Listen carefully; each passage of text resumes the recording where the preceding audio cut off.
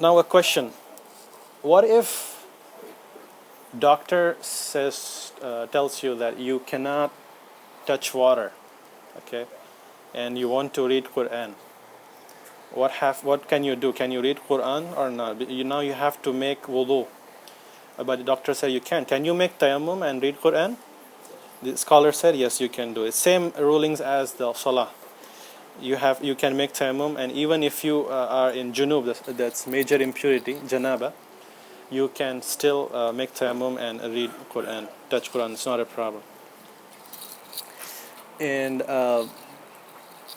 one thing that I want to mention, that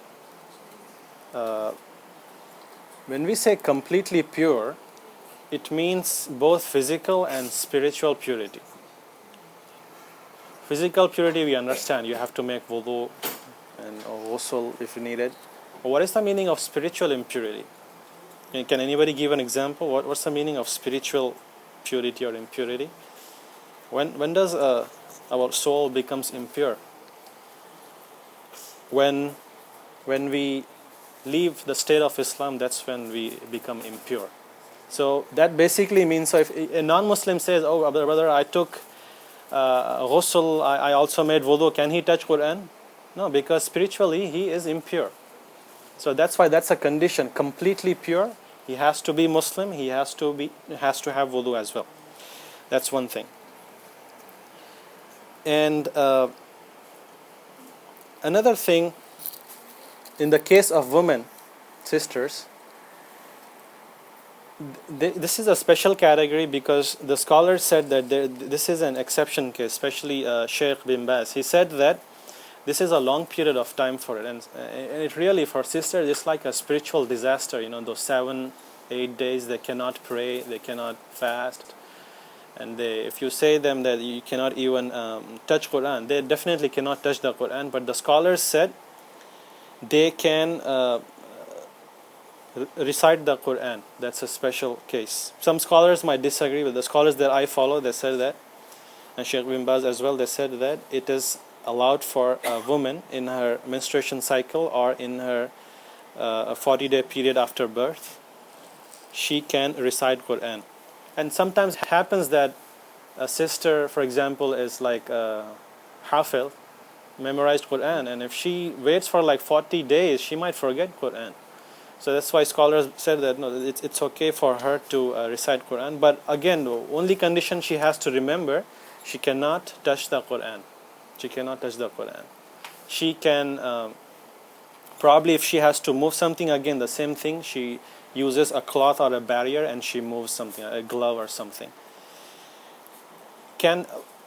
Nowadays it's very easy. We have this laptop, this TV monitors. Can a menstruating woman, or can she read it directly from the TV or a screen?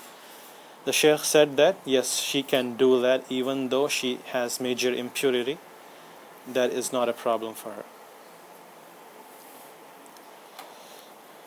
There are some hadith, dhaif hadith actually, they say that even the menstruating woman should not touch, but the scholar said it doesn't have any strength at all, so we should not really consider it. What about children? Sometimes children, maybe they are learning, or maybe they have to move it, or they are helping you out. Do they need to have wudu? And sometimes they don't even know how to make wudu. They are so young. And if they are learning also with another teacher or something, how can they carry Quran with them? The scholars said that you have to try your best to teach your children that for Quran you need to have wudu, train them, help them, try as much as you can, and force a little bit to them, so that they are not careless, they are not neglectful of the fact. But generally, scholars say that children, they have not attained their age yet, so they are not accountable for their actions. That's the thing. They're not accountable. But it doesn't mean that we leave them free. We have to make sure that they know the rulings. Okay, a question. For example, we have Tafsir Ibn Kathir. It has Quran, it has commentary on it. It's like, we see this translation book. So it is not completely Quran, but it has Quran, some Quran itself. So all these rulings of purification, does it apply to them? The scholars say that no, you can read the tafsir book even if you do not have wudu. That's not a problem because that is not a mushaf in and of itself. It is a tafsir book. What if I have like a Qur'an, but I have it like in a case, like in a briefcase or something? Do I have to have a wudu in order to have that briefcase or a covering of the Qur'an? No, you don't have to have wudu because that's not part of Musaf. Anything that is actual part of the book, that is Qur'an. Otherwise, it's not. Okay. Can we say some generic verses from the Qur'an, like Bismillahir Rahmanir Rahim is a verse from Qur'an, right? Now you don't have complete purity. You need to make ghusl. You need to take a shower. Ghusl means shower for those who don't know. Can we say Bismillah Rahman Rahim, or can we say Inna Lillahi wa Inna Ilaihi Rajiun? These are directly verses from Qur'an. So the scholars said that this is very general invocations, general du'as. You don't need to have tahara for this. You can say it just like that. Okay. So, any questions on this particular topic? Yeah. Two questions basically. Reading Quran on the computer, Uh-huh. and the second one is listening to Quran while you're driving. Do you have to have wudu for both cases? Okay. If you have electronic gadget or electronic Quran, this is not mushaf in and of itself. So you do not need to have. So you're not required to have wudu. You can still read it, even though you do not have wudu. That is okay.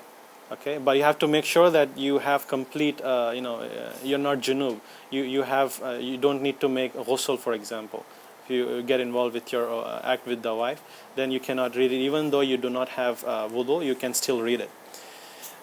And also, same thing with driving the car. Also, you do not need to have wudu. You can just directly listen. Same thing. Okay. But of course, the best thing is that you have wudu. Best thing is that you have wudu. Sometimes, like I travel in train a lot, and it's not easy for me to make wudu in the train. It's not possible sometimes also. So, and I want to read Quran, so I take out my iPhone and read Quran from it. Even though I don't have wudu, that is fine, no problem. But doesn't mean that you don't go an extra level. If you have opportunity, you make wudu and you read Quran from that.